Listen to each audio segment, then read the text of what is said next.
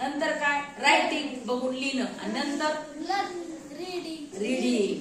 पहिले रायटिंग नंतर रीडिंग. आणि लहानपणी आपल्याला बालवाडी अंगणवाडी मध्ये गेलो नर्सरी ज्युनियर सिनियर पहिलं अक्षर देतात पुन्हा आ ई. म्हणजे काय आपली सुरुवात ऐकण्यापासून होती. आपण जे ऐकतो जे बघतो ते सगळं शिकतो. त्यासाठी आपल्याला जरुरी आहे भाषेची. भाषा म्हणजे लँग्वेज. मग भाषा शिकण्यासाठी आपल्याला व्याकरणाची पण गरज आहे. व्याकरणाची 1ली ते 10वी नाही जन्मभर सुरुवात होती part of speech. Part of speech म्हणजे शब्दांच्या जाती.